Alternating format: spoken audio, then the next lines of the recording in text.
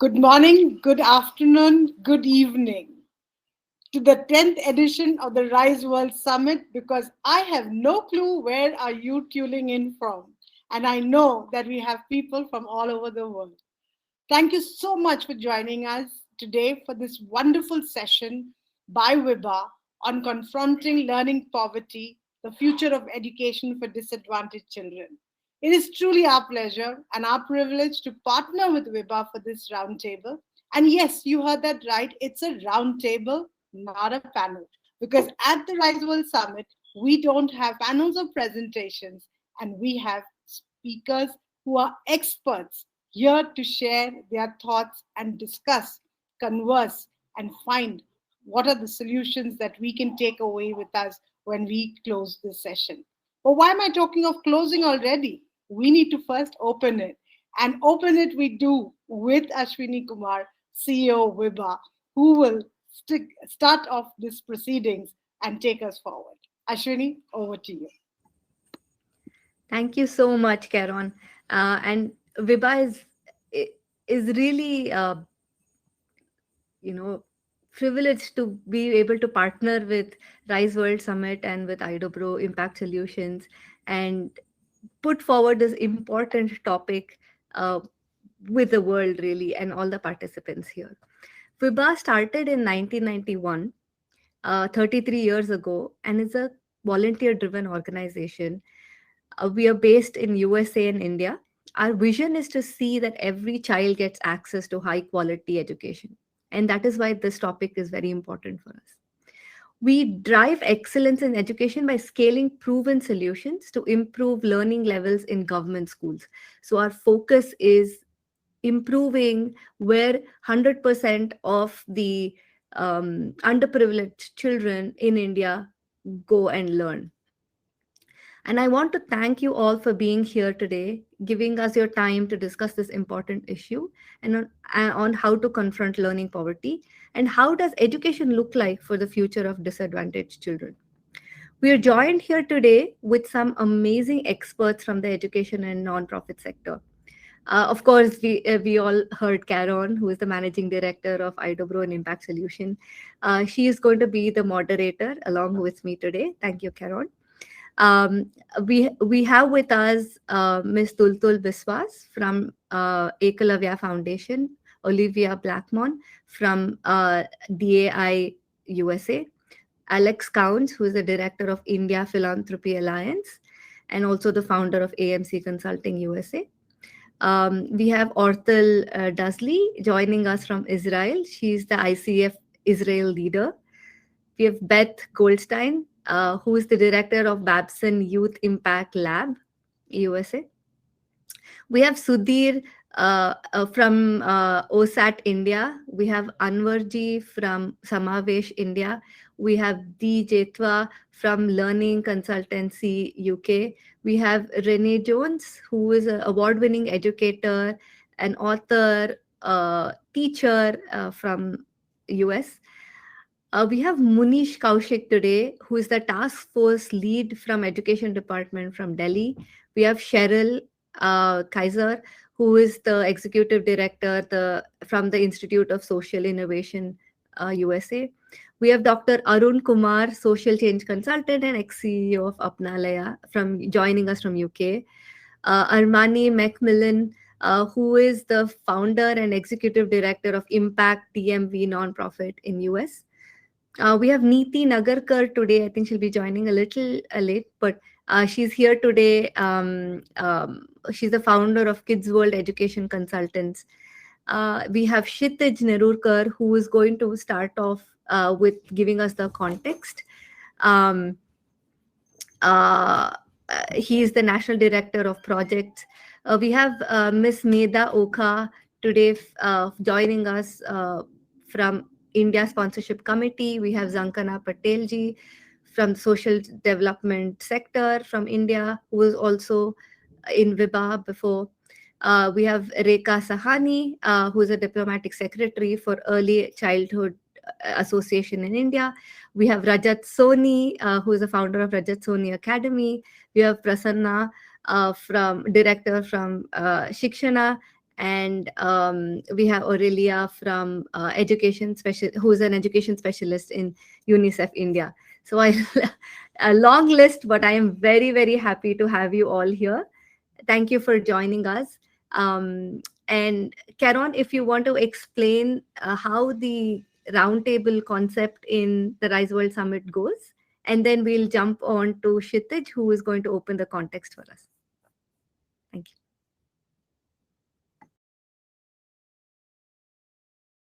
Can't hear you, Caron.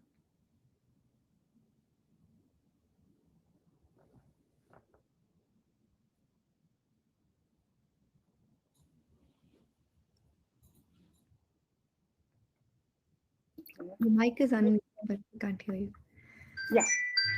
Perfect. Yeah. Yeah. So, sorry. Yeah, thank you very much for giving me a chance to very quickly explain the roundtable concept, because after hearing that long constellation list of our stars, I think people are going to be very confused. Are we here till midnight or what? Right? So, as I said a little earlier, we don't have panels or presentations at the Rise World Summit. What we do have are conversations around the table, right?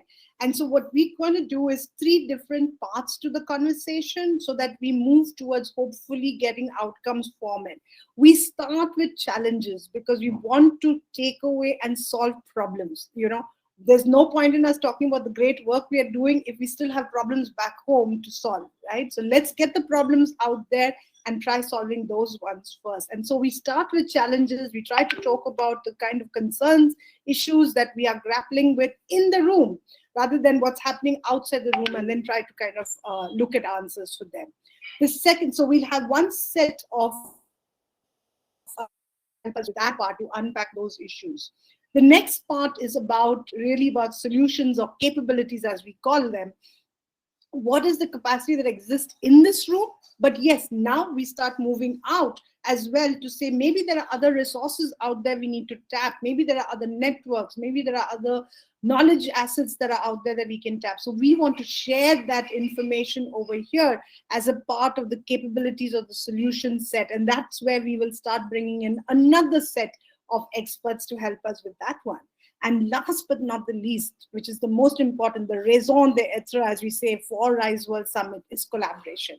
How can we collaborate? How can we take this forward so that we actually have some positive outcomes and follow-up activities, and so that it's not just an event or just come here for a session, but something much more meaningful than that. And we're really hopeful that the last set of experts who will be over there will take this important task. So last but never the least will be the last set. So over to you, Ashwini, and we look forward to taking this further. Thank you. Thank you for setting up the stage, Caron. I would like to invite Kshitij Nerurkar, who is the director of projects at Vibha. He works very closely with all the nonprofits that Vibha supports on the ground. And I would like to welcome him for a quick context setting for us. Thank you.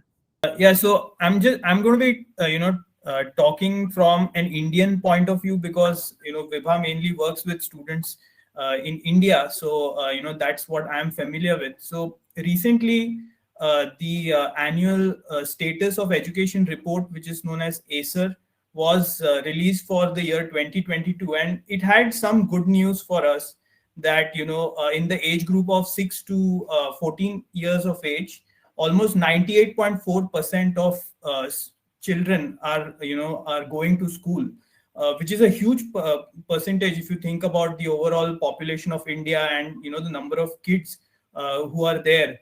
But of course, it also has a lot of alarming things. One of the ones that comes striking one is that the basic reading ability for children has dropped to pre-2012 levels, and it is quite alarming to see that. And if you look at the World Bank's indicator, which measures the learning crisis, and we the one that we are discussing today is learning poverty rate. It says that in 2019, 55% of India's school-going children could not read and understand an age-appropriate text by class 5. And what it indicates is that since the reading proficiency is low, the ability of the child to learn other subjects in every other area is also compromised, and which means that without these foundational skills, the child is unable to thrive later in his school, and also when he or she joins the workforce.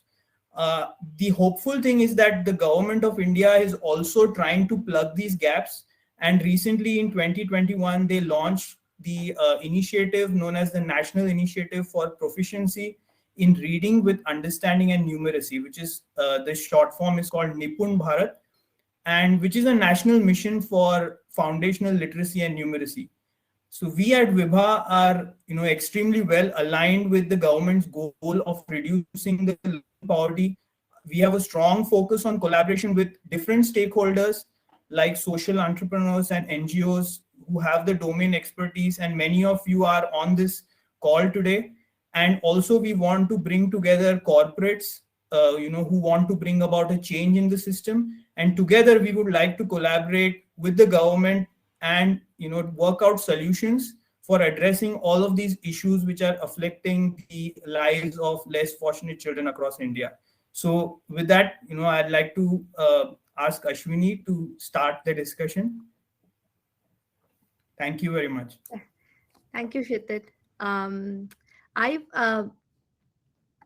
I think over here in terms of talking about challenges, there's Mr. Munish and Mr. Sudhir and Rene, Dr. Arun, Armani, and Anwarji, Zankana, Aji. All of them, I think, have worked very closely with the the problems in this area.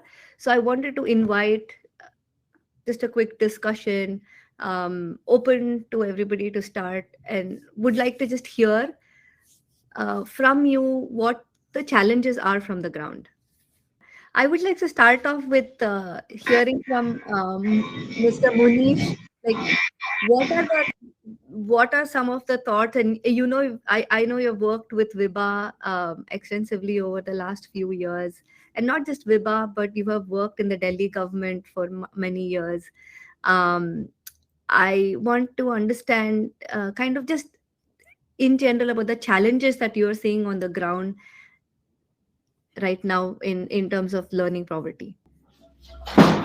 Yeah, see, there are two quick things I want to share with all of you, because we are working in government for last say 6 to 7 years, and in Delhi, like we actually invested quite a lot, almost like 25% of our overall budget in education, in be it in infrastructure, be it for the capacity building of teachers or the capacity building of parents or students.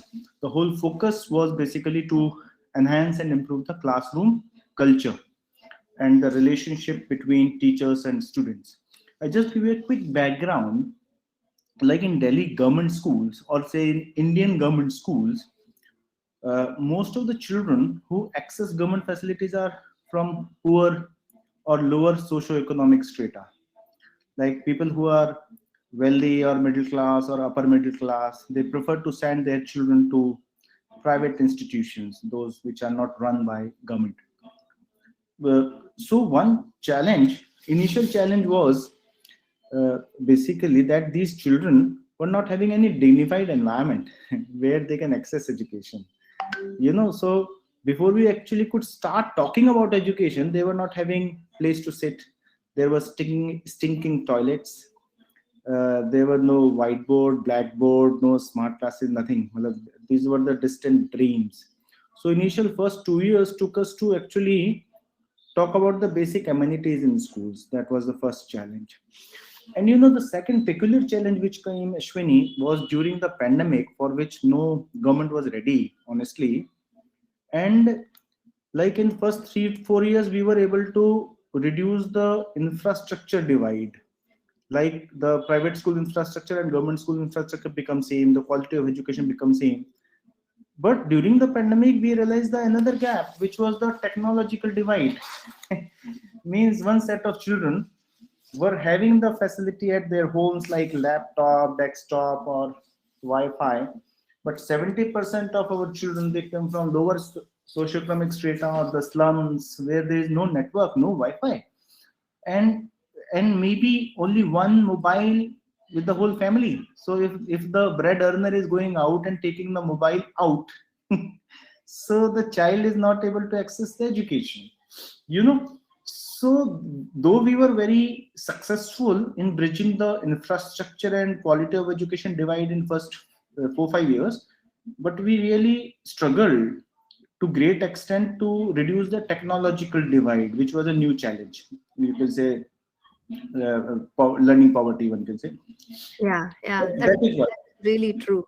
Second challenge, I give you just a 2 days back example that I was working with Vibha and we were talking about the knowledge partners. Like you people, when I say you people means I was also like you only 7 years back. I was the part of civil society. We used to brainstorm and talk about different ideas which we can scale up with the government, because government has resources. But you know what happened 2 days back, which is again a huge challenge why we are not able to scale up. There's one organization which came to us called Seeds. They mobilized some resources from Honeywell Foundation and some corporate, and they brainstormed within themselves and created one bus of around say 55 lakhs, around say 5 million, probably, yes, 5 million rupees, or maybe probably more than that. And they say the bus is ready and bus can accommodate 16 children who can learn digital education, and we want to hand over this bus to government. This is a gift from civil society NGO. And we say, but we don't want that. And they say, no, we are ready, we mobilize money. But we said, you didn't ask the government. The second question we asked, who will maintain the bus like after 6 months? Where the driver will come from? Who will pay the salary? And they were absolutely clueless. So they actually just came up with an idea, trying to bring that idea inside the system without taking on board the people in the system. Like they never discuss with the government what is the need, like how the bus will go, how the digital education will go in these 1100 schools. So they were absolutely clueless. And where I said, you already invested so much of resources, why didn't you call us for a half an hour discussion? So when the civil society is actually engaging in bright and beautiful ideas, the ideas may be beautiful, but they may not be feasible. They may not be feasible when it comes to execution at government level. There are n number of things. There are multiple departments. There are hundred of layers. There are corruption issues. There are many things like which can't say. So one challenge we are realizing when I'm in the government, that my own NGO friends, when they approach us, oh, Munish is there, he will help us out to find the way. But then I also realized, come on, buddy, when I was there, why didn't you invite us for a discussion where we can actually conceptualize the ideas together? It's a huge challenge. So government having the good intention, civil society having the good intention, but both of them are not coming on a one round table, what you can say, to actually discuss and come up with a feasible idea rather Yeah. than wasting the resources. So I wouldn't take much time. So these are the two things: one from the ground, and second from the inside the bureaucracy and within the civil society what we are facing. Thank you, Ashwin. Thank you so much, Manish. I think valid points about dignified infrastructure, both digital and in school infrastructure, and also alignment with the government and alignment with the ground, on the ground, right? Thank you so much. Any other, I would like to invite, or I can call out names. Renee, you want to talk about what are the challenges that you are seeing in US and how it relates to ones in India? Yeah, good morning. Or good morning for me. Can everybody hear me okay? So I teach right in the middle of the United States in a state called Nebraska. Specifically, the town is Lincoln. And I teach at a school that's got about 2,300 students. About 65% of our kids would be considered below our poverty line or require free and reduced or support in that capacity. And about 13% of our students don't have English as their first language. So that's a little bit of background about my lens. And as you're talking, I was writing down some notes about there's a lot of discussion about bringing in what we call vouchers to support more private schools. Of course, we have private schools currently, but that's a huge debate in Nebraska going on right now, and just the increasing divide that may contribute, or that we may see. But it just depends on kind of what leg you're going to stand on for that.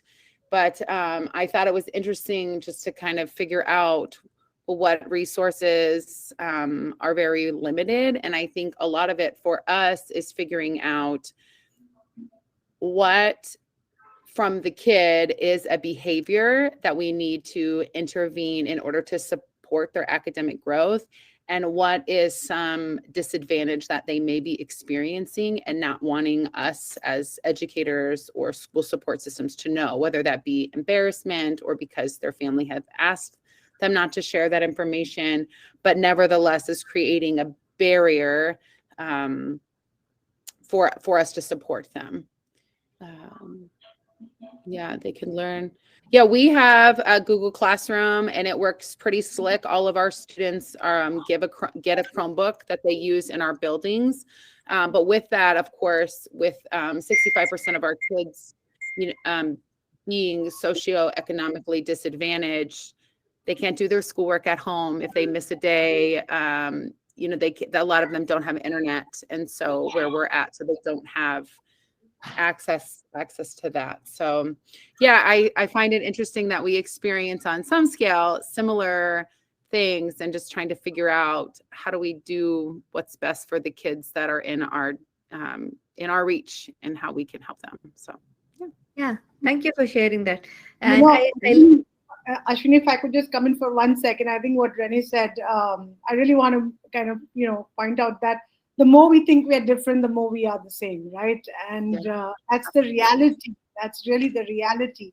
And that's both a challenge and a bane, right? It's a boon and a bane, and so we need to contextualize, but at the same time, we need to, of course, understand the similarities of our experiences as well. So thank you, Rennie, for bringing that out, because I thought it was a great point. Thank you. Ashwini, over to you. Yeah, and also about behavior changes, right, within the students. I think that was another challenge really for everyone, both the US and India. I would like to invite Mr. Arun, Dr. Arun, to kind of come at it with a sort of a research point of view, and what you are seeing.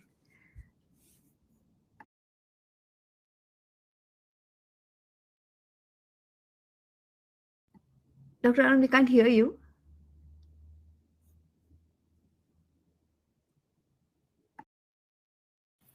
Sorry, I think I'm audible now. Yes. All right. So thank you, Ashwini. I was saying that since I'm not from the space of education, so I think I have the liberty to say whatever comes to my head. I understand poverty much better than learning poverty, but I have engaged with students, young people who are in schools or who wanted to be in schools, but for some reasons they're not in schools. I think from the point of view of India, it is important to look at some of the difficult questions. I do not know how, as civil society actors, will be able to address them, but at least it's important to put them on the table. I think the concern about learning poverty is not new. If you look at the ESSER findings, the ESSER finding itself, the first one came out, I think, in 2005 or something. So it's been 17 years. And since then, several positive developments have taken place in this space of education, but we're still here. We're still discussing learning poverty. I think we should look at some of the systemic roadblocks. And if you allow me, I'll just quickly share my 2 bits. One, I think, is, and I'll do away with all the details and qualifying statements given the time constraints. I think in this space, for any researcher, for any student of social development, there are two major lenses available. One is the lack of development, which basically means that things are not there, and if we try hard, we meaning including the government, sooner or later the development will reach everyone. That's one. That's the major lens. Since 1960s, all over the world, starting with W. Rostow, the US guy who told us about stages of economic growth, and we all have been waiting, trickle down fairy to work. It hasn't. But anyway, the lack of development is one major lens that has been available. The other one, what I call the denial of development. It's a lens that most of us, civil society players, NGO people, CSR, philanthropy, that's the lens which is not available to us for a very obvious reason. It's a political lens. But we'll need to see if just the first one, the lack of development lens, is good enough. And not just for this current problem that we are discussing, the learning poverty, in general, anything in the social development space, if just that one lens is available. My concern is because whenever we talk about something of this in a country of this size, with this much diversity, there are so many people who get left out. And if you talk about marginalized people, people from tribal areas, people who are, socially who have been on the margins and so on, it's important, I feel, to think about that as a researcher. I mean, I do have that liberty. When I was heading an organization in India, that lens was intellectually available to me, but I wasn't really working on, I wasn't really using it. Now, why I say this is important is just let me quickly give you a couple of examples. Budget allocation is the first one. I mean, consider the vacant positions of teachers throughout the country.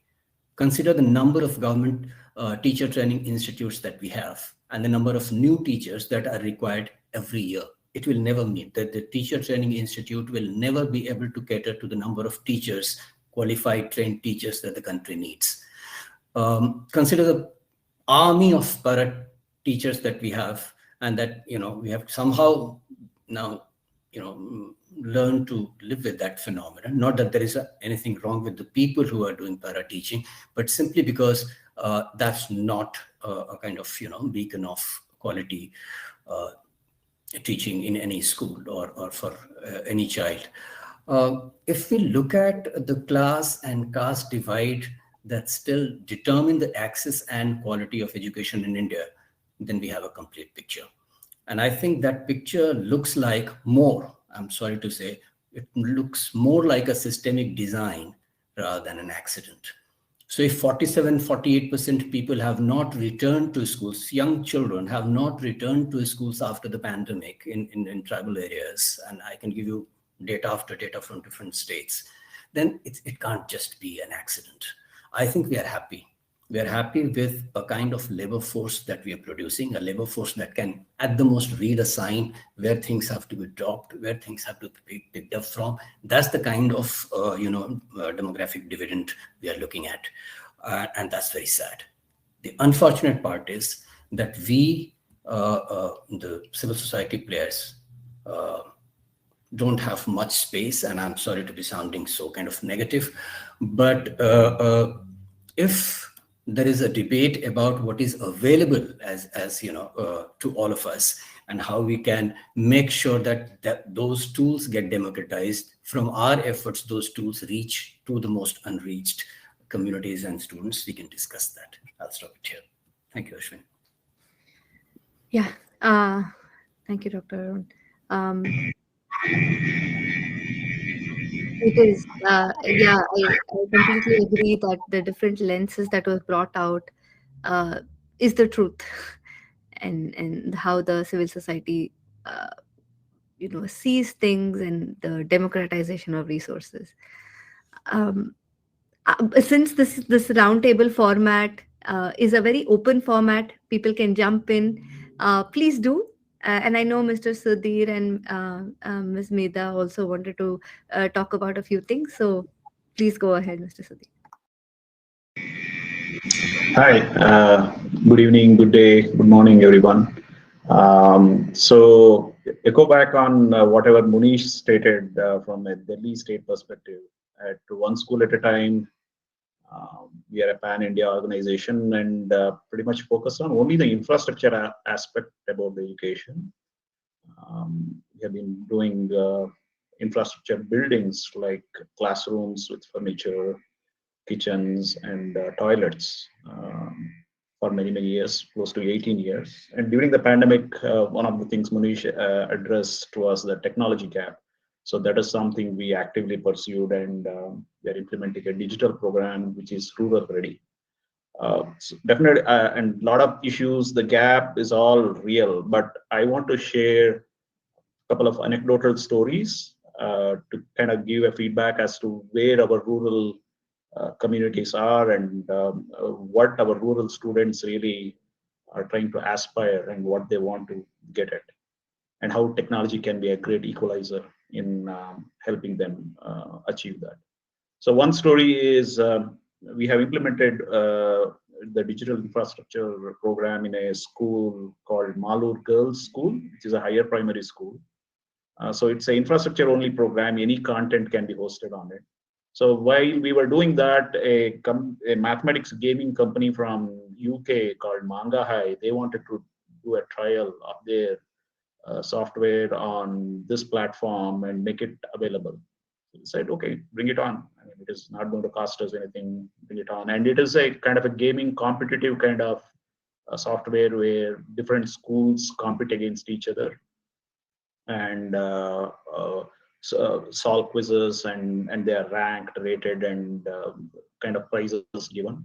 So there were nearly 250 schools participating all across South Asia, just not India, not even Karnataka. This is all across Bangladesh, Nepal, and I don't know where else. And the gaming trial went on for nearly 3 months. And this girls only school, which is in one corner of Karnataka in the Kolar district, this came second. It's a girls only school and rural school. So, and then it was the only government school participating in that program. So it's got nothing to do with our digital program. I mean, it is to say this kind of innate abilities do exist in our rural kids. And when we are not giving them a platform to bring out their talent, it is the community and the country in general who's the loser, because such innate talent cannot come out because we just don't give them the access to express them. So that is one story. The another story is when we are when you have implemented the digital program, we also have a volunteer-based participation, and Nutanix is one of the sponsors, and they have contributed to the digital program running in the school. So we take the CSR employee volunteers to participate for interaction and things like that. Sankalp Saxena, who's the head of Nutanix in India, he came to one of the schools with his team, and he's a globetrotter, and he speaks in an American accent rather than an Indian accent, because he has been in many countries, and that's how he speaks. So if I were to recall my own childhood days, if somebody were to speak in a different accent, I would probably make fun of or child, and then make snide remarks. Look how this guy is talking and things like that. If I was a kid. But these rural children who are listening to such a person sat in rapt attention on whatever he was speaking in English, understood most of it. And when asked, what do you want to do? What do you want to become? Many of the girl and boy students stood up and said, I want to learn to speak like you. How do I do that? So these are kind of aspirations, even the rural kids of India, but they have so much hunger. They have totally different kind of skills. Many times what happens is when we focus on problems and issues, what we get exposed to is city-based problems and city-based opportunities, and even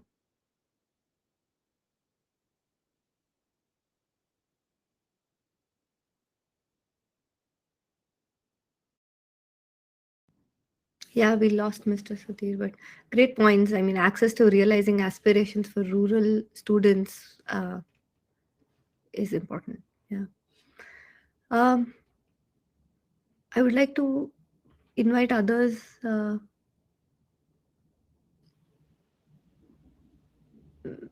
Miss Armani. I think I'm Sure. Thank you. Yeah, I think there are a lot of great points being made here. And I love that Karen mentioned that the more we learned about each other, we learned that we are more alike than we are different.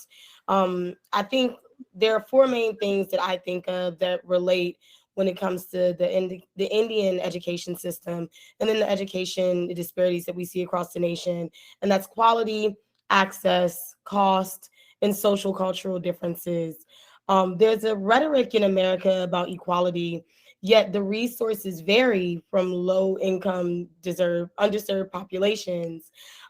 We experience unequal access to quality teachers, quality curriculums, to the tools needed in order to actually obtain the knowledge and the skill set in these courses so that they're prepared when they enter college. And then, of course, like everyone has mentioned, the pandemic definitely took us several steps back. I think about 35% of children children lost about 35% of like a normal school's worth of learning the first year of the pandemic.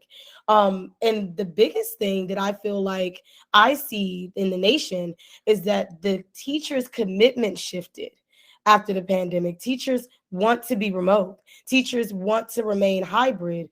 Our school systems are adapting to that because they're trying to retain teachers at a really drastic rate. Yet our school systems are not adapting fast enough to providing the underserved students with the technology needed in order to remain remote or to remain hybrid.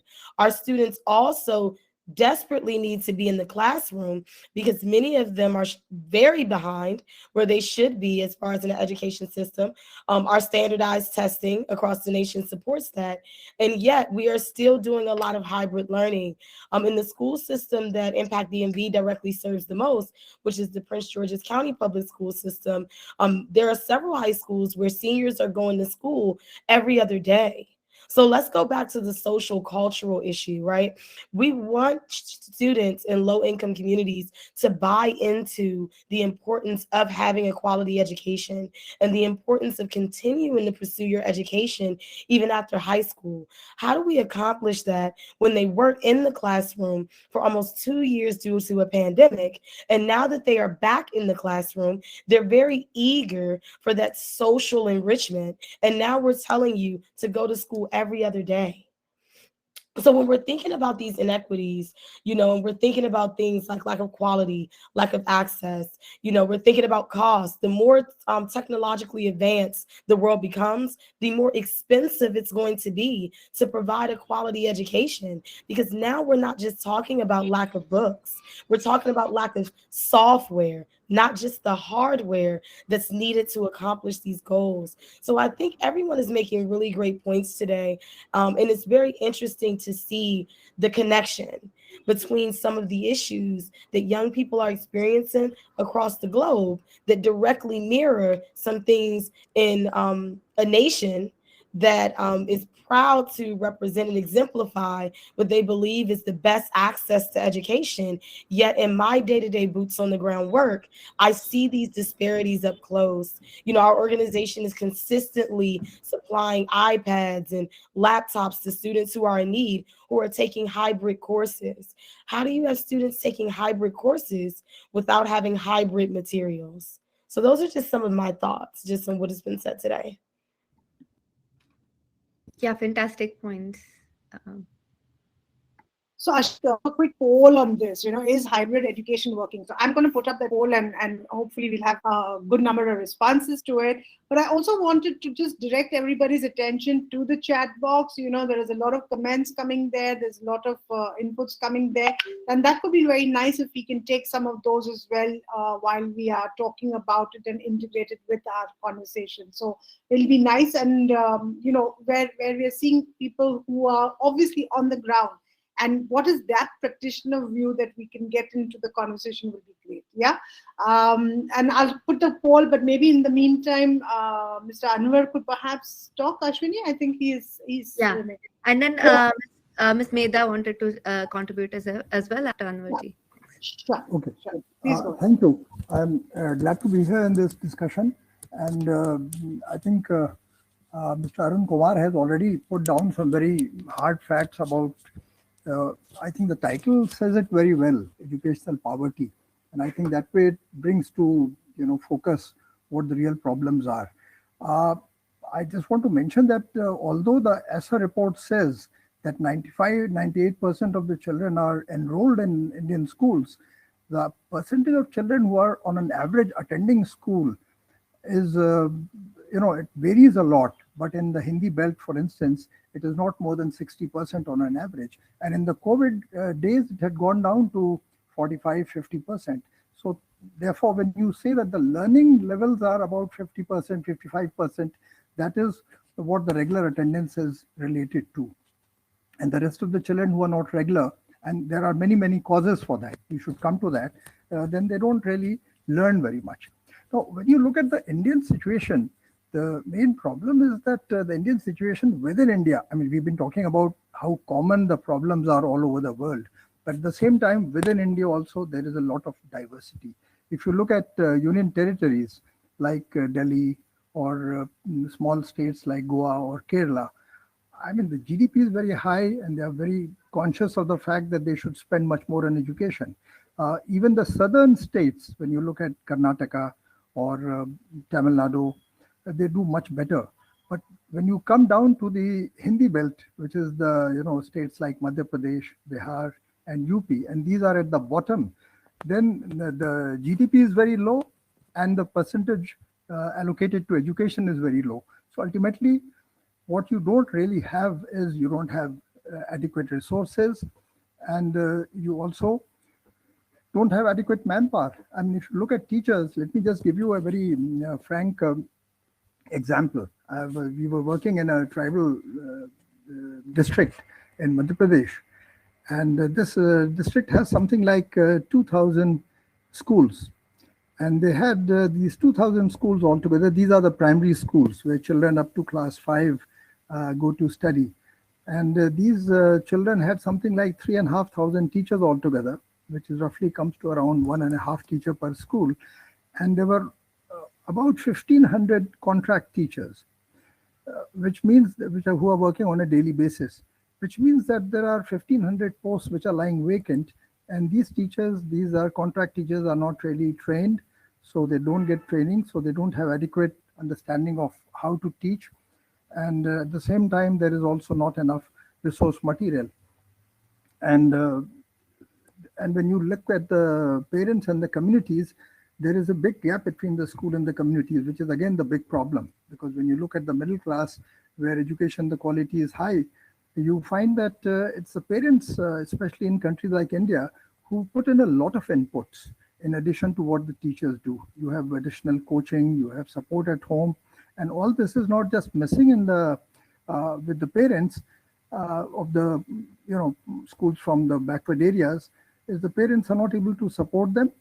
Now, the interesting thing is that during COVID, we find that if you give some motivation to these parents, there is a lot of take, and they are ready to come forward and do it. But at the moment, the type of school management committees and the forms of involvement of the community that exist is not really working. In fact, they put the teachers and the parents almost on very adversarial positions, as if they are critiquing and opposing each other. So the point is that if, you give certain inputs and try to take the support of the parent and the community, we feel that a lot can be done. And so that is a sort of a silver lining. And lastly, what we see is that the possibility of using the strength of the youth in rural areas and also in the poorer sections in urban areas is very high, provided that is done, because they can also be supported and they can also provide support to younger children in large areas where the parents are not literate and they cannot do it. But that is the present condition. And I think Mr. Arun Kumar was saying the non-government sector cannot really fill this gap. They can support somewhat what the government is doing, but actually in many of these cases, the government has to come forward and look at the lack of resources. So ultimately, unless you fill in the human resources, you cannot really talk of quality improvement in terms of teacher training, etc. So I'll leave it at that for the moment. Thank you. Fantastic points made. Thank you, Bhavaji. I think so we Kevin, hear how we are at time? I'll let you. how we are going a little, but that's fine. We need to hear many voices and many questions, because that's what this discussion is all about. So that's fine. We will keep moving. Yeah. Ashwini, I think we've got a lot of our challenges here. Are there some more that we want to bring on the table, or should we start moving towards talking about what can be some of the potential solutions? There was Miss Medha who wanted to talk. So, Miss Medha, if you Yeah. have another Yes. something to add, yeah. Sure. Am I audible? Yes, please. Perfect. So, good morning, good afternoon, good evening to everybody. And thank you so much for giving us this opportunity. My name is Medha Oak, and I represent India Sponsorship Committee, which is in the 55th year of operation. We have two programs, one in the rural part of Maharashtra, Lonavala, which is the childcare center. And in Pune, we have a program for the children of the migrant labor. Who's coming from all the states around Maharashtra and coming there for the bricklins, and we have a program for their children. My reason for sharing a perspective or a point of view, and Arun is a very good friend. Hi, Arun. I never knew we will meet like this. So I just want to share my perspective on the challenges of the topic that we are discussing today. And to do that, let me just take you back to the bit of a context in which our programs work very quickly. I won't take much time. So it's not so much about the geographical diversity. They all are either semi-urban or rural kind of geographical areas where our children come from. But it's more to do with their personas, their characters, the needs of the children by the time they come and get enrolled into a program. The socio-emotional and existential crisis that they have gone through, or they're going through even before day one of, coming to us to seek education. So that's the biggest challenge that we see by the time we start getting the children to us and start thinking about giving them a source of learning. Now, bricklin, for that matter, most of you may have seen the bricklins. It's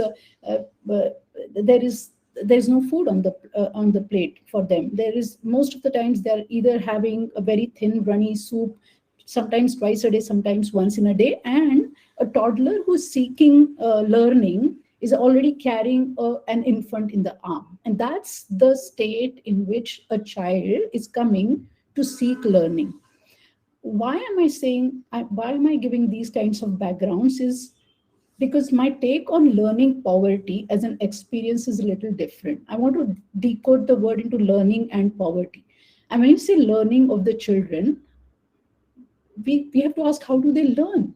How do children learn? And especially these kinds of backgrounds from where the children are coming, who are invariably traumatized, they have come from abusive backgrounds. When by the time they come to us, they are into a completely alien land. And here we are trying to impose on them some kind of learning. So children, we know they love to play. Children like to imitate. Children like to role play. Children like to receive and give feedback. They want to listen to their siblings, parents, uncle, aunts, grandparents, and that's the kind of environment where they feel secure. In my view, the challenge is not learning. The challenge for them is living, existing, first up. And even if you look at the Maslow's need of hierarchy of needs, physiological need is first. Then comes your safety, the need for love, the need for identity. They don't have an identity, and I cannot impose cognitive learning on them before I even meet all these kinds of requirements of these children. And so I feel, frankly, the poverty is not in the learning of the children. The poverty is in us to give poorer instructions. Poverty is in us to be resourceful, to understand their needs. To Poverty is in us to provide those kind of experiences that will make the child secure, feel loved. Then comes the whole layer of cognitive learning, to learn, to open the book, to read the lesson, to answer the question, to repeat it, and to get scores, and to move grade appropriate progression is a distant dream for them.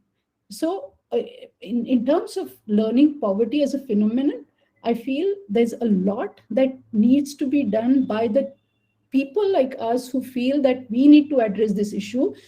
So we need to have consortium, so we need to have the groups in the community, in the villages, who will come together and address all these kinds of needs of the children, rather than just opening schools, more schools, making the education universal, giving Sarva Shiksha Abhiyan, giving the school bags and pencils, and that is only one side of the problem. But to understand the child who's come to seek learning, is he ready to learn, is the bigger challenge. To alleviate that, I think even if we, so we all, yeah, we all know that numeracy and literacy are the issues. So even if you take at LSRW, learning, so reading, writing, speaking, and look at them as an independent skill, tie it up with the needs of the child, and then move forward. I just thought the challenge is quite different if you look at it from the lens of the child rather than the educators. Thank you so much. Yep, beautiful point. Specifically, as like you said, in the lens of child is what is missing when it's the other side of the spectrum taking decisions for them, right? Yeah. So. Exactly. So true, so true. So I just want to make a quick reminder one more time before I end the poll, that we had a poll running. And in the meantime, Ashwini, maybe we can bring in our next set of experts capabilities and solutions to many of the fantastic points that have been raised, and a very serious concerns and challenges that of course have been laid on the table. So two things quickly, if we can close the poll. We've got quite a few responses, but I always want more, so please do the poll. And Ashwini, over to you in the meantime. Yeah, sure.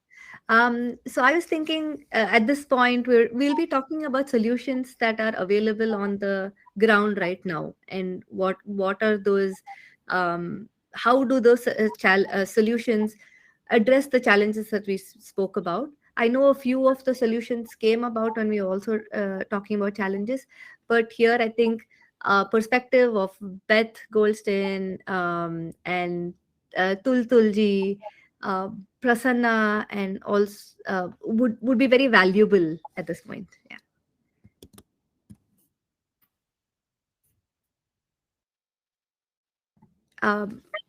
Prasanna, would you want to go first? Yeah, please feel free to jump in. In the Rise World Summit, we do not wait to be invited. Yeah, just okay. Come in. All right. So am I audible? Yeah. Yes. Yeah. Okay. Namaskar, everyone. So quickly get on to many challenges were expressed, and agree with all of them. These were some of the things that we found when we got onto the field. So one of the biggest things I think I need to acknowledge once again, which I think Arun already made, is that the odds are really stacked against these first generation learners. And we do tend to highlight some occasional success stories that we do here, and try to convince ourselves that everything is good. But the reality is that there are millions of kids, and we need to make sure that we need to get all of them along. So in this context, the other challenge, I want to address only one specific challenge that was mentioned, which I fully agree with, was we need to bring in about a behavioral change. Right?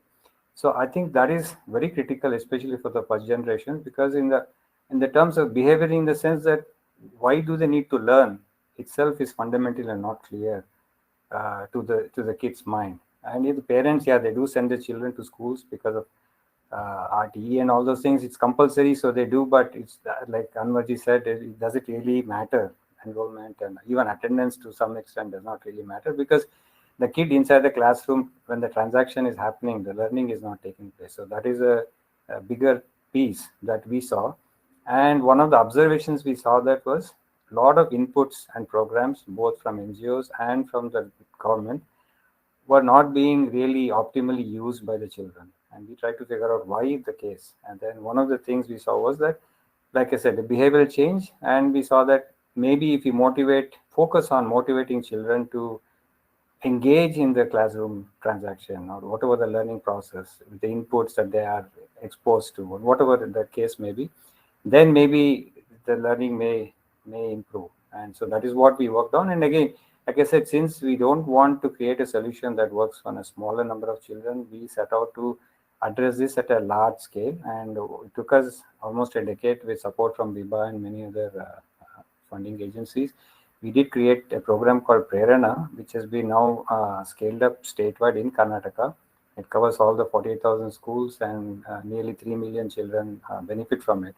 But I think we are just got on to a starting point of this entire thing, because now at least the kids are motivated to engage, and we need a lot more inputs to really help them learn how to engage in a government classroom where the kids are from the entire spectrum, because there is no entrance exam to get into the government class. So we have kids from 20% to 95% abilities sitting in one classroom, and how does the teacher address all this? So plenty of other issues are there, and I know a lot of NGOs are working to crack it, and we would be happy to invite them into this space where we have gotten a bunch of motivated kids in a classroom eager to learn, and I think that's the starting point has been set up. So just wanted to put it out there.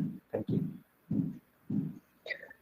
I'd love to jump in and comment on Prasanna's excellent points. Is that good? Okay, thank you. So I'm Beth Goldstein. I run Babson College's Youth Impact Lab. And Babson is a small college based outside of Boston in the US. And while the college focuses on training entrepreneurs, the Youth Impact Lab works very heavily and closely with educators on raising a lot of the points that Prasanna was talking about, that engagement with the goal of creating behavioral change. And so when most people think about entrepreneurship education, they think, oh, you're trying to create a number of Steve Jobs, Bill Gates, and that's really not what we're trying to do. That's really a bit of a misnomer, because we believe really strongly that entrepreneurial skills are life skills. They're strengths like social emotional learning. There's agency in the belief that these kids believe that they can actually make change happen and address all of these problems that we're seeing. And we actually measure this. So in our programs, we take kids through a process of understanding social challenges, helping them understand who they are. But our goal is not for them to create a business. If they create a business, that's great. But our goal is for them to come out after the program and say, I can be a change maker. I can actually address these social problems that I myself am experiencing. But we realize as a college, we can't do this by simply coming into hundreds of different locations, countries, and imparting this knowledge to the students directly. So we actually do it through the teachers. And they go through the same program the students do. And when we look at the changes in teacher behavior, because these are the influencers. These are the individuals who really have the power. Many of you are teachers here, to make and cultivate these youth leaders for the future. And so when we train these educators, what we see is they start to believe that they have the power to make change happen. I always see teachers as entrepreneurs, because my definition of entrepreneur is not focused on creating business. It's about creating change. It's about being able to have that power to make a difference in someone's life or your own life. And that really is quintessentially what educators do. So we do it by the focusing not on the youth directly, but through the people who have the power to make the youth, to really cultivate youth change makers. And I'd encourage anybody who's interested in learning more about what we're doing. I'd love to hear your insight I just spent 2 weeks in India meeting Karan in person, which was phenomenal. And meeting many great educators who are so inspired to make change happen. So I thank you. I'd love to continue this dialogue with anybody out there who, has ideas, because we're always learning from all the good work that you all are doing. Karan, can I come in? This is Yes, Aurelia. Hi. Conversation. Yes, Okay. please do. Yeah. I'm sorry, my connection is not that good today, but thanks a lot for inviting UNICEF in this discussion, and a lot of valuable inputs have been shared. And when it comes to assessing what are the bottlenecks and then considering the solution, I mean, we have a lot to share. We're covering 17 states in India. And we have been heavily engaged during the response, the COVID-19 response. And as I was mentioning a little bit, I shared a bit of resources in the chat. But as I was mentioning, what happened with the COVID-19 lockdown and closure of schools is that children who were already considered the most vulnerable in India, scheduled castes, scheduled tribes, minorities, migrant children, children with disability, they were the ones that were hit specifically by the closure of schools. So their situation, the level of vulnerability went farther down. And as UNICEF, we have been looking globally, but also within specifically the context of India, to see how can we holistically tackling and respond to that without losing also a child-centered approach. And so, as was mentioned before, I mean, excellent intervention is a child cannot learn if a child doesn't feel safe. And these children are children that are coming from very overstretched economic context, where already the situation, some of the children, a lot of children have lost their parents because of COVID. A lot of children, I mean, the poverty level went down within their household, within their family, because their family, their parents, their caregivers, they lost their jobs. So when we looked at that, and of course, these were children who we don't even talk about connectivity and devices. And when it comes to another layer of vulnerability, here the gender dimension comes in terms of accessibility to devices as well. All these details can be found in the rapid assessment for UNICEF. And I think it's very interesting to have a look at that. So when it comes to a response, we have been articulated, and this comes in our new country program for India, we have been articulated a response that is looking at the supply and the demand side's bottleneck, always keeping the child in the middle, but also keeping the social behavioral change when it comes to who is the caregiver or who is the closer to the child. And these are teachers, and these are also community and parents. So in this sense, we have invested in terms of, campaign promoting, the return back to school. And within this campaign specifically, we have been promoting how can we reach the most vulnerable it is, and how can we reach as many children out of school. And in this sense, there is a lot of work that has been done, for example, in Uttar Pradesh, or also in J&K. We also have initiated the work in AP as well, with the government, of course, as multilateral organization, we work hand in hand with the government, is, for example, to devise a system, and then consequently also an app, for easy tracking of out-of-school children, and how this could be reported within the system, and could be, their enrollment could be support. Follow to that, also early warning system. I mean, once the child is enrolled, how do we make sure that there is a system that is alerting, alarming not only the teacher that would know, but the entire school system to say, like, this child needs more attention. And this child needs more attention, not only in terms of learning, but in terms of the environment, the psychosocial dimension that is around the child and would allow, a right situation would allow the child then to feel safe to learn. In this sense also, we have been investing a lot in terms of large scale assessment, and we have been heavily engaged with the Ministry of Education at national level and also at state level on the foundational learning study that can be found also online, where we are establishing benchmark for oral fluency in 20 languages, 20 Indian languages. And this also gives also the idea of how much an education system can be more inclusive for children, facilitating this acceleration of learning, this learning recovery that all of us, we want for these children that they have lost 2 years of education. So in that sense, like generating evidence, making sure that we are supporting, all the data collection, but also investing in formative assessment in different states, building the capacity of teachers.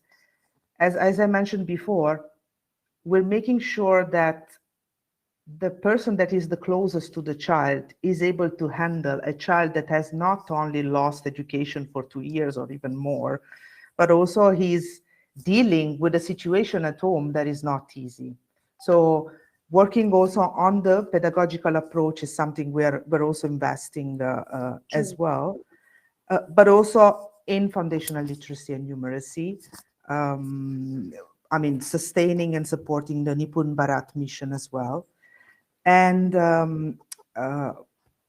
also promoting some flexible learning program, but everything is part of an ecosystem, is not done in bits and pieces, but it's part of an ecosystem that happens at the state level. In each and every state, of course, things are contextualized differently, and making sure that the child can holistically benefit from all this intervention.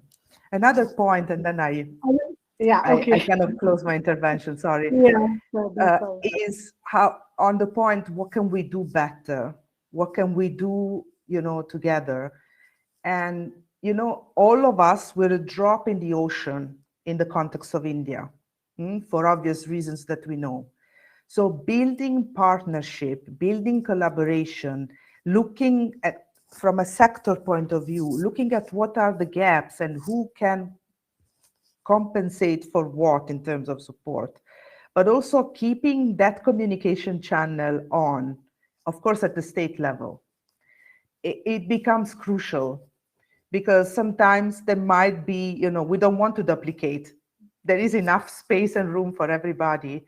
So as UNICEF, we would strongly engage, strongly support, engagement and collaboration and sharing of information to make sure we're synchronizing synergies and we're not duplicating in this sense.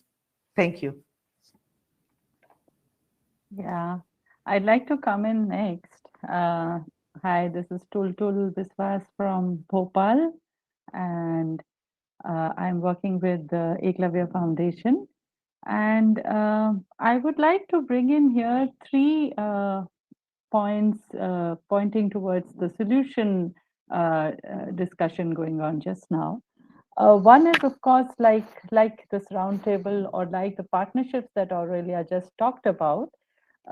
We have, in our experience of 4 decades on the ground, what we found is that bringing in a kind of a partnership model on ground between the child, the teacher, and the parent community is crucial in bringing out any change in education.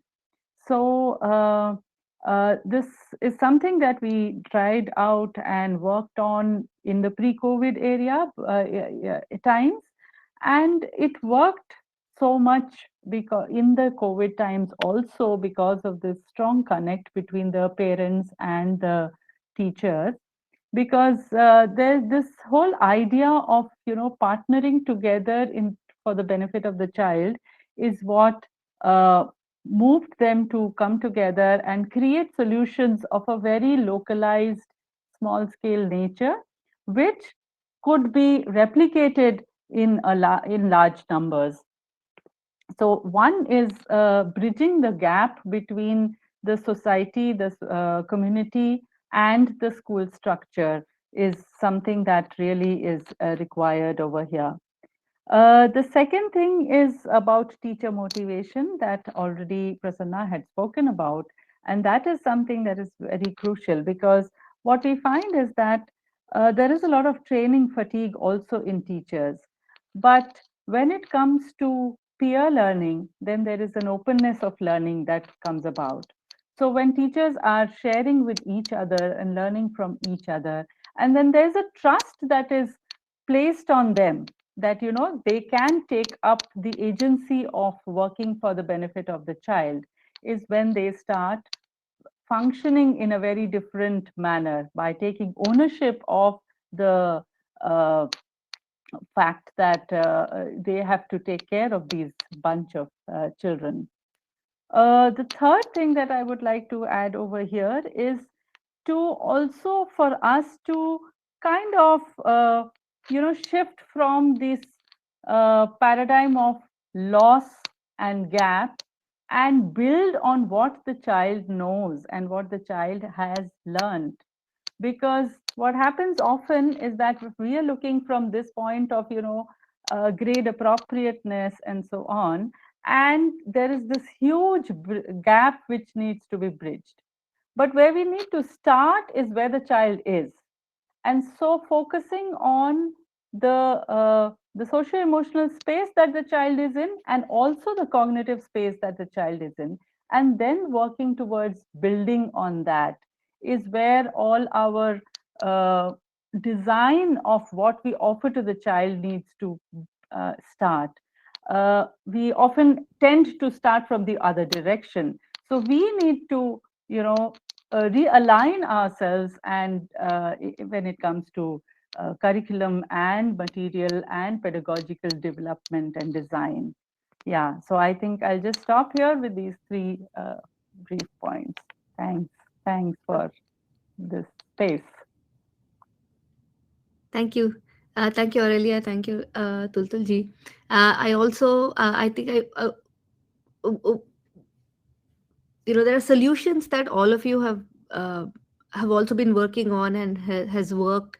So if you could also allude to a little bit on that as well in our later discussions. But Alex, when we talked about collaborations and Aurelia talked about UNICEF collaborations, we've all been talking about collaborations being an important part of building that ecosystem to address the issues. So I know you are an expert at collaborating. So can you give us a little bit of insights as to the challenges in collaborations, and what is the mindset that you need to have, and what is the process, right, looks like? Well, I'm not sure that I or anyone is an expert in collaboration. It's one of these things that you try as best you can. You come up against your human foibles and scarcity mentality that's especially common in the nonprofit sector, and you try to just not be really bad at collaboration. And occasionally you have some real successes. But I just want to say that I really like some of the things that Tultul was saying about being strengths-based. That's kind of my language, or meeting people where they are. Also, Aurelia talking about the need for kind of coordination and collaboration, and that's let me just say a few things about that. There was a very famous article that came out of the Stanford Social Innovation Review. I put it in the chat a minute or two ago about the difference between collective impact and isolated impact. And the truth is that if we're really going to be honest, most nonprofits practice isolated impact. They're trying to kind of define a narrow problem and what can they do alone to address it, and how can that measurement of what their impact as opposed to anyone else's impact be, so they can get a little bit of a bigger slice of a fixed pie of resources. And sometimes it even goes into kind of, not just differentiating yourself from other nonprofits and isolating yourself from it, but even bad mouthing them and saying how you're better and how they don't really know what they're doing. And And so this is all born ultimately in this, kind of a scarcity mentality that, and where you end up thinking more, how can my organization survive rather than how does this problem get solved? Now, of course, you are making headway on the problem, probably, if you have a good intervention, but you're missing the big picture. And so this is, I think, the reality that we all get. There's a gravitational force that brings those of us in the nonprofit space, whether we're working in education or economic development or healthcare, there's this gravitational pull towards isolated impact, towards scarcity mentality, towards seeing other nonprofits as with suspiciously and this is why one of the reasons why so many problems, despite the spending of lots of resources and time and effort with great intentions, that these problems stay stuck for long periods or only improve marginally or go in the opposite direction. And until we confront this basic culture that is, I'm pretty familiar with India. I'm very familiar with the US, very familiar with Bangladesh from an earlier part of my career.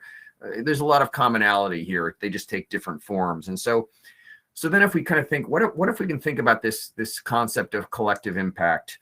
And this article, one of the interesting things about this article is, and there was a 10-year later article on it, which was brought in a lot of political correctness, which improved it, but it was not as purely revolutionary as the original one. They looked at a couple of case studies in the city of Cincinnati, which is kind of a mid-level city in the US, not really large, not really small. And there were 100 nonprofits working on education there, and they all were working in a very uncoordinated way. Education was not getting better, but they all could kind of justify their isolated approach being worthy of funding to someone. So they kind of kept going, most of them, most years. And then they just finally decided, why don't we set some goals for improving education in Cincinnati, and then divide up who among us can do which parts of that, and how can it be integrated into a larger whole. And the long story short is that it worked much better.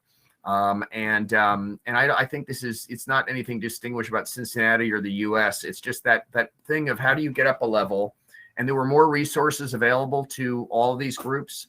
They were working more in more synergy with other groups, and on top of that, the situation began to improve. And so I really, I hold that out as an example and inspiration. If we can kind of get outside of our scarcity mentality and our desire to have our own individual organizations be differentiated and get a little larger slice of what we feel is kind of a fixed or shrinking pie of resources, and just kind of think, and it starts with just talking with groups that are in a similar space than you, that might have a different approach, a different philosophy, but could. And I'll just end by saying that the India Philanthropy Alliance that I somewhat improbably lead is we have 3 organizations that all work on different aspects of education. One in the primary area predominantly, several actually, like Pratham, Foundation for Excellence that works more at college level, Magic Bus and others work more at the mid-level. And we just said, how can they begin to, I can't say we're super far along, and Akanksha is right there and so forth. How can they kind of provide a kind of a continuity of services that they're and present themselves as a united front in some way? And it's early stage, but it's working.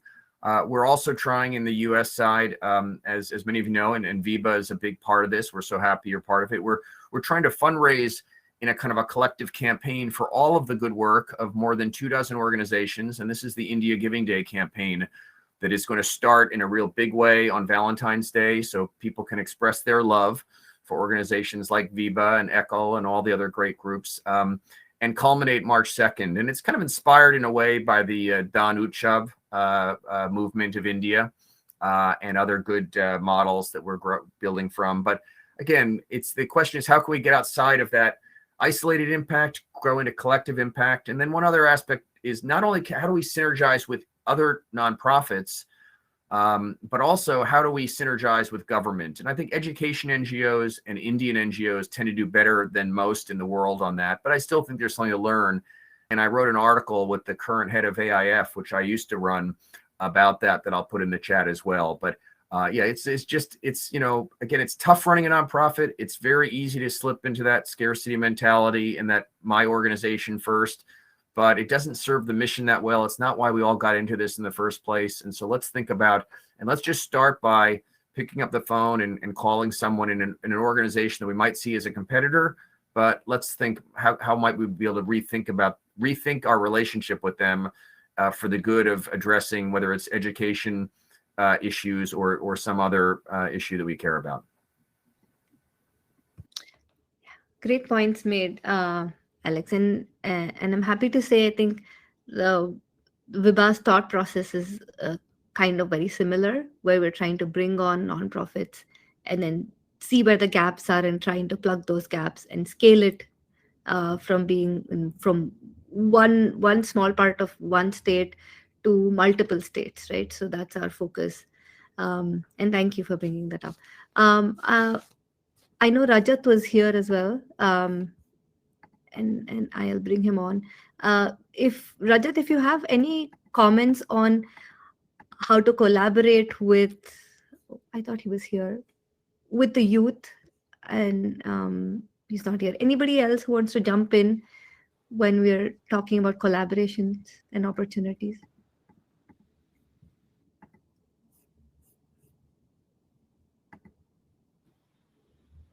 I think Rajat was here just now. But okay.Maybe we can also while we're trying to get. Yeah, okay, go ahead. Please go ahead. Yeah, I just thought I'll add a quick point here by the time maybe Rajat is put on the panel here, is our experience of working in different states in India. So we are rooted in Madhya Pradesh, and the ground of working for the 4 decades that we've done has been in Madhya Pradesh. But one of the ways whenever we are invited by any other state, by the government education department, one of the modes of working in other states is to find organizations in that state and also find individuals, whether in the higher education or in the school education sector, to collaborate, to come together and initiate a dialogue and initiate work on ground together. And the purpose of doing it this way has always been that, it's not the expansion of Eklavya as an organization which is important, but it's the work that happens and takes root in a new state or in a new geography that is important. And that is why the idea has always been to bring people together, bring organizations together, and work together in partnership with the state agencies. Yeah, I just thought I'll share that. Thanks. Yeah, great point, Tultulji. I also, I know, Ortal, we haven't taken your thoughts on, how to collaborate, or your thoughts on where education is headed. And do you see any similarities between what's being discussed and what the education system is in Israel, and if there's some learning that we could do from there? Can't hear you, Ortal. Sorry.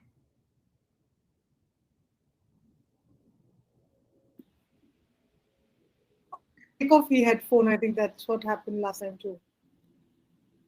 Can you try again? No. Can't hear you, Ortal. Can you remove the headphones maybe, because I think that's what happens with Kshitij as well. Can you hear me now? Yes. Okay, good. So the discussion is very, very interesting, and because I was living in India and I live here now in Israel, I came back. So I think I like the point that we spoke before about the education that comes from the point of view of the children. Because we as educators sometimes think that they need this but I think sometimes they need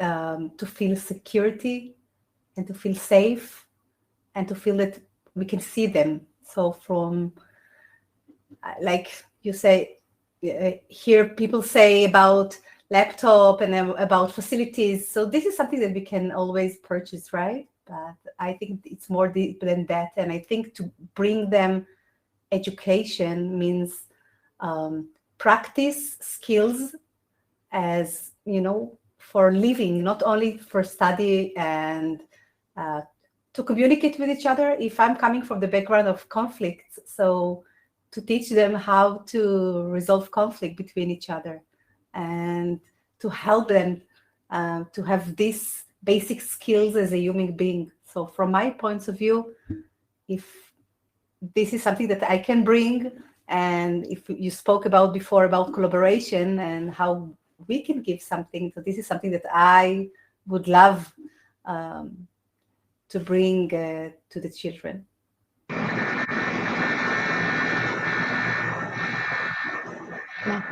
Thank you also. Thank you. Yeah, just I want to jump in. Thanks, Alex, for bringing that truth fact. So, just an example. Prasanna, you are here. Prasanna and I know each other personally, but our organizations are not working together, right? And we are in the same space. So, Prasanna, here is an open request to you and a challenge. Can we take up a school, collaborate, bring Prerna, and bring up some of the things, learnings together, try it out, and report back to Vibha on how it can be done?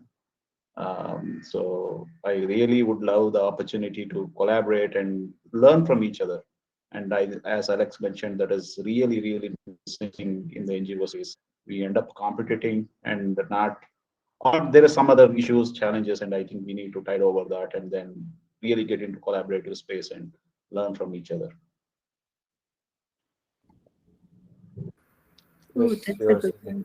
Prasad has already said yes to Sudhir. So Sudhir, thank you very much for bringing us towards the closing part and the last, which is also about the collaboration, because that is the last segment of it. And while we have kind of,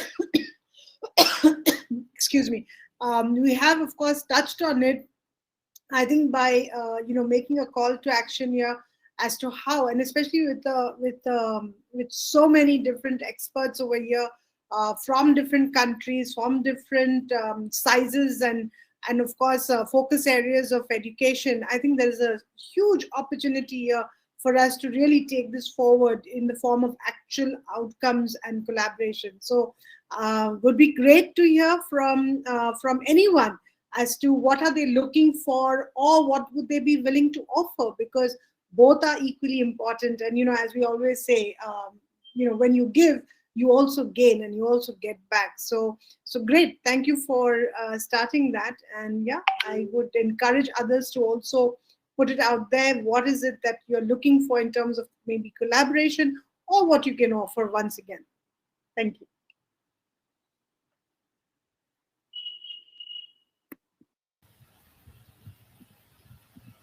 I don't mind jumping in. I think this is a really good point. And as you guys see, I've changed my clothes because I'm about to go do the boots on the ground work, which I think really leans to collaboration. One of the biggest difficulties that we experience at Impact DMV is being able to get into our school systems to spread awareness about the resources that we provide to the community at no cost. I'm a former educator, and when I was an educator in the school system, obviously it was a lot easier to be tapped in, to that area. However, since I've left education to focus in the nonprofit sector, it's a lot harder. And I think that speaks to collaboration. No, we don't expect the school system to do anything, to do everything. It takes a village. It takes a community of effort, of effort together. It takes internal and external stakeholders.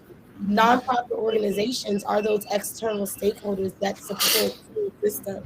We help close those gaps. We can do things that the school system might not be able to directly do for the youth. But how do we come together if we are not invited into the room, if we don't have a seat at the table? It takes all of us to better understand what are those gaps. What do you need nonprofits to provide to your students and to your parents? We support youth and families. I also think more opportunities like this to just talk, whether it's just within your country or even talking globally, because again, we have a lot in common. There's a lot of synergy when it comes to these issues. So I think collaboration truly is key. And that's one of the biggest disconnects that actually hurts the demographics that we are all working to serve.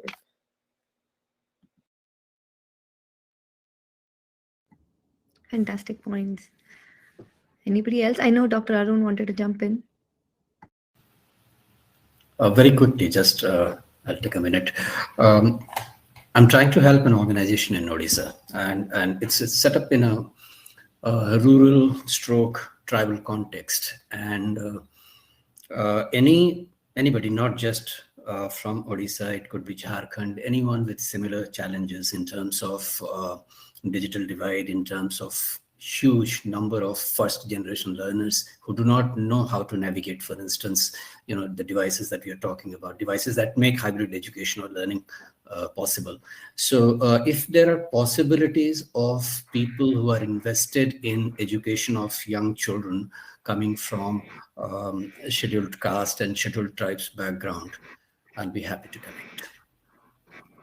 Yeah, Arun, you can connect with me. I can provide you with the template what you need to do, but so I'm not sure we can directly intervene, but at least I can share you with the template. This is Sudhir from OSAT on Schooler. Thank you, Sudhir. Appreciate it.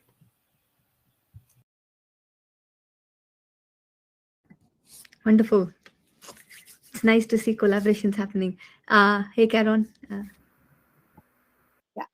To come in very quickly. So, one of the ways we help people to think of ways to collaborate, okay, is we use an acronym. And just to give a heads up, I'm the acronym lady, by the way, yeah, because I believe without having some kind of a hook, it's very difficult to remember things, right? So for me, everything is either a visual or some kind of word trigger, which could be an acronym or a word. So here's where what I would like to share with you is what we call putting your neck on the block, right? What is collaboration finally about? It's about really taking that extra step and say, hey, come on, let's do things together, right? So if that's the case, you're putting your neck on the block. So what is the neck about? The neck is your network, your expertise, your capital, and your knowledge. Yeah. And somebody once asked me, what's the difference between knowledge and expertise? Well, a lot. And I think, with so many of experts over here, I think you'll appreciate that. So I think, look at your networks, look at your expertise, look at your capital, and look at your knowledge assets. I think this will give you a lot of insights in the kind of opportunities that are out there. And sometimes we only tend to think, unfortunately, in the development sector, is just the capital, and that too, just the financial capital.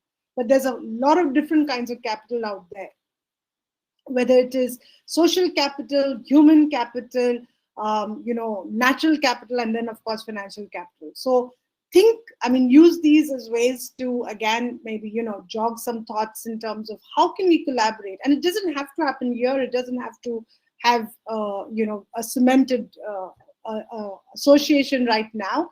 But definitely it could start the thinking process. It could start the process of saying, hey, listen, we had this great conversation. How can I make something out of it? I just don't want to be spending 2 hours over there and then walk away with nothing, right? So that's really how we encourage collaborations to come out of it. And while it, like I said, if it doesn't happen here, that's fine. But if it happens later, we'd really be happy for that. Yeah. So Ashwini, over to you. Yeah, at this point, the attendees, if you have any questions, please post it on a general chat and then we will take it. But otherwise, sure. Prasanna wants to come in. Prasanna? Yeah, I just wanted to quickly add in. So addresses Arun's question also a little bit. So the one after neck, I wanted to add one more, Karan, the access. So I think I can provide access in the sense that in working along with in Karnataka specifically, Rural Panchayat Development Department, we have set up digital device libraries in close to 2,000 of the Gram Panchayat libraries. So what it means is kids can come in, borrow a digital device, typically an Android Chromebook or a smartphone, or there is an Android TV also for group learning, and they borrow it for a specific amount of time, use it to consume the content, and then they, it's like that. So, and we have trained the librarians for it. It's completely supported by the department. But what I need now is, and I would welcome is anybody who is working in the areas of STEM, like English language thing, using technology. I mean, anything. I mean, we have the devices. We have kids who are coming in there and sitting eager to learn. There is an access. We have provided internet, and we have a librarian who sits full time 7 days a week. So everything is available. So in Karnataka, if anybody is interested, I would be happy to help. And also we have an app which enables this learning to happen. And I can connect with Arun offline and share that, and that could be of some use to user definitely. And this is only in Karnataka, Prasanna, or is it in? Yeah, currently only in Karnataka. Trying a little bit in other states of the 6 that we work in, but we'll let you know if how things are for the upcoming fiscal year with the Sure. CSRs. Looks like another area of collaboration. Absolutely. I think also what Aurelia spoke earlier about UNICEF's app that's available in 20 different languages. I think that'd be another great resource to explore and check. Incidentally, we have a resource bank on the portal that allows you to share your resources with others. So please leverage the portal and leverage the platform. There are a lot of features over here to help you to collaborate as well, because that is the objective of the event. And also there is the knowledge assets. There is another one as well over there that you could use. There is a socials that allows you to make announcement at the regular intervals. So any information you'd like to share to a larger public and there are 5,000 people and from over 70 countries on this platform. So if you want to share something or ask for something, please use these features of the platform, and I hope it will be of some value and help to you as well. Great.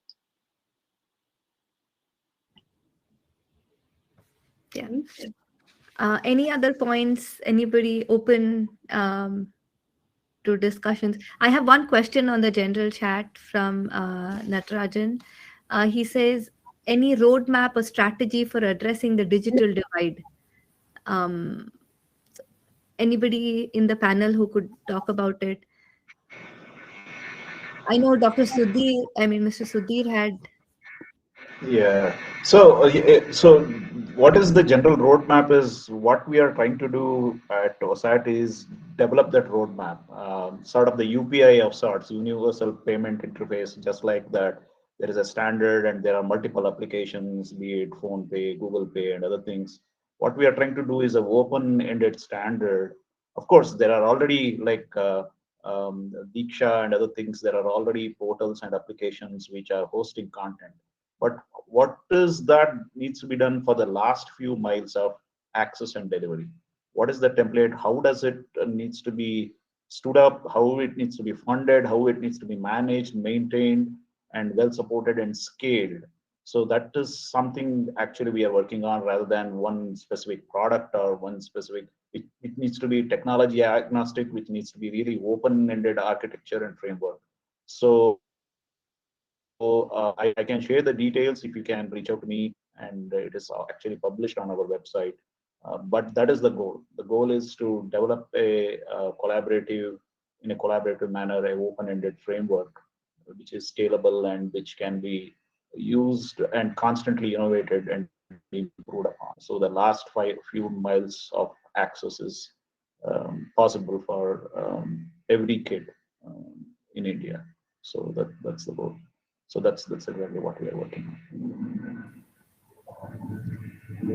Thank you, Sudhir. I think that's. I just wanted to share a couple of experiences that we have. We've been trying out, use of this Khan Academy material for teaching of maths for kids and youth. Now, there's some good material. Now, the thing is that we have not been very successful in Madhya Pradesh, because we find that very few children have access to mobile phones, and therefore we've not been able to use it on a large scale. But the thing is that the material is reasonably good, and it is good for self-learning. So wherever kids have got onto this and they've been able to use it, there is a lot of problems to be solved, and self-learning. And teachers can also attach to these students who are learning in groups, and therefore help the groups, and they can see whatever the students are doing and therefore support them.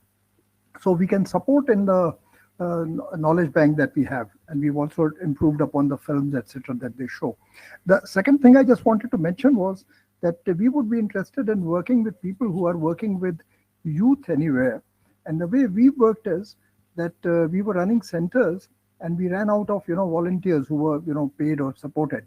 So what we did was we asked the slightly older children, the adolescents, 15, 14 years upwards, whether they could run the centers. And we found that it was a very good takeoff, and a number of them started handling the centers themselves. And then our next step was to not just support them in training them in art and craft, but also give them monitoring support in maths and language teaching for young kids. And the way it works is that these kids these older kids use worksheets, etc., and help the younger kids to solve these. And that really helps them to develop a sense of commitment and citizenship. So what we find is that this is a double-ended thing. And by giving them help, we don't give them any money, but by giving them help in learning maths and language, we help them, and therefore they also provide them some amount of counseling for higher level learning and what to look for, which they don't get from the deprived sections. So we want to see how we can take this up on a larger scale. Because at the moment it's running at the level of 20 or 30 centers in bastis in urban areas. So we would be interested in people who are working with youth on these lines. Yeah, thanks. Neetaji, did you want to add anything? Yeah, so well, I was just struggling to bring up a diagram on the screen just to make my point very clear. But taking the point that Alex had mentioned earlier, and it hits home really hard. The point is, if we see, look, if we even define the geography of the area of work, let's say 20 to 25 kilometers, and try and identify how many people, how many NGOs are actually in that space and doing the kind of things that we all intend to do for the same kind of beneficiaries. We were shocked to see that probably the purpose, the objectives, goals are the same, but we all are doing our own work in our own kind of a capsule. So we drew a village map, a village map for, let's say, 20 to 25 kilometers, and we created a complete table of resources, skills, manpower, and the amount of time available. Then listed down the kind of needs of the child, and then reached out to people who are actually doing good job in that space and can come to us, and we started working together. So it's a kind of community resource pool that we created. We took help from the experts who gave very fancy names to sell it in the proposals and grants, like mesosphere and microsphere and megasphere. And so in terms of the immediate needs of the child, let's say within a space of 1 or 2 kilometers, which is his own home, school, caregivers, etc. Then I extended one, then the further extended, and right up to building up to the national level. So with that diagram, we just kind of spotted people who could come together and work with us for the same cause. And it took efforts. It took us to go and meet them, to talk to them about the kind of things that we want to achieve for the same population in that village. So if we start with that kind of concept at a village, or village could be any defined community or a geographical area. But the thing is, somebody needs to sit down and map it, and to see how it's all synergizing towards one cause. Very difficult, but doable. Yeah. Yeah, that and great point, Medaji. I think mapping mapping will also help in addressing gaps. Mapping will help in collaboration, and mapping will also help in kind of visualizing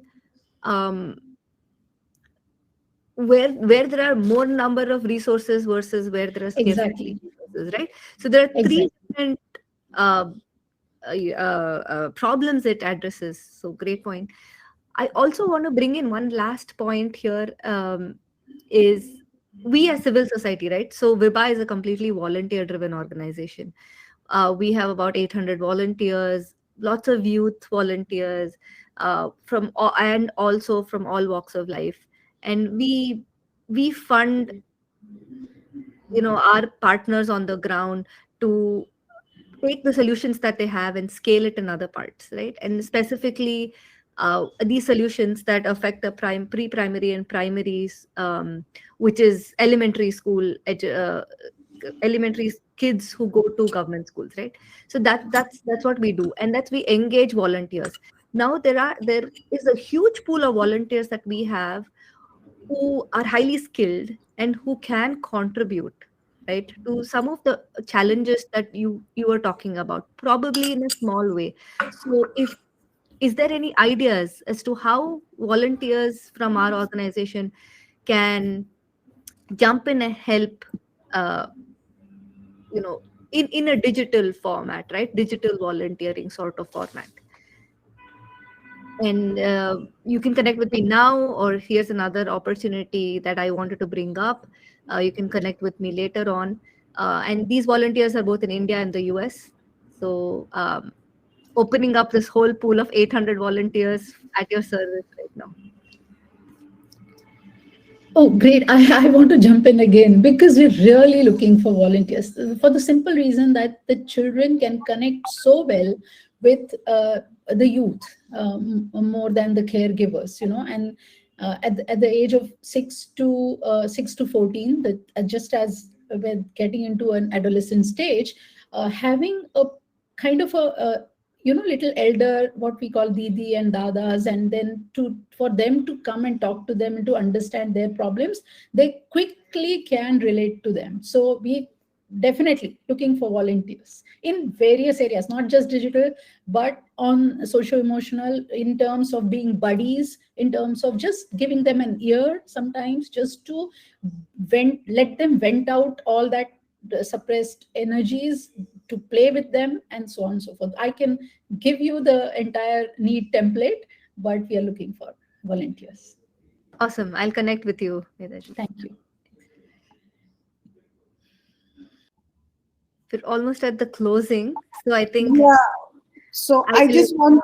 over. Sorry, Ashwini, I wanted to offer two other possibilities for collaboration. One is in terms of our work in financial literacy with Tata Capital using the Dangyan program. It's a completely free program, and we'd be very, very happy to extend this to any school and any number of students. We do help with a certain amount of orientation, also free, so that they get to understand how to use it, etc. And then, of course, it can be led by the schools and or NGOs by themselves. We've already got more than 100,000 learners from literally every state of India on that, right? So happy to share that, and if anybody wants to connect with us later, please feel free to let us know. That's one. And the second is in terms of actually UNICEF's UA platform. I don't know if you want to talk about it, but that's another one that also has a lot of free, programs and schemes and all kinds of tools over there, which is related to 21st century skills. So that could be something else, again, that could be of value for students across different age groups. So yeah, that's one step. Yeah, I think so too. Also, the problem is, Karan, is that there are too many resources. We really need somebody to kind of tailor make it, or handpick some of these tools and some of these resources that we have that works for each of the sectors, right?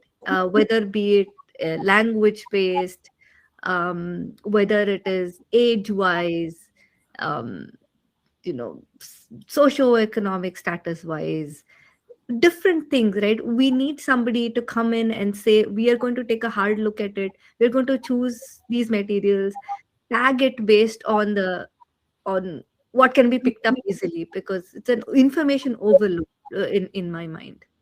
Right. No, that's true. There is no doubt about it, and which is why mapping, what you spoke about earlier, becomes so critical, right? When you do that exercise, as I said, visual, anything that is visual is easy to kind of keep up. So, yeah, I agree with that. However, like I said, these are very specific tools that we True. have, and we are happy to help through the orientation process as well as required. So, Yeah, so wonderful. I think it's just a gathering of all the ideas and all the resources that we have and map it. Agreed. okay. We actually come to our end. Did anybody realize we were here for 2 hours? Yeah. So, no, I mean, the Rise One Summit is a place where we say that people come to sharpen their saw and revive their spirits. Yeah.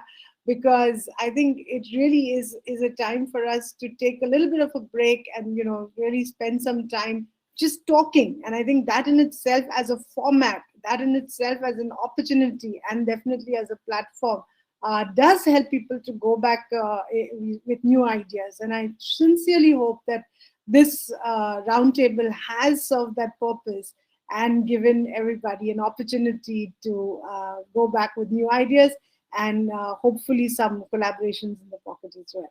Ashwini, over to you, please.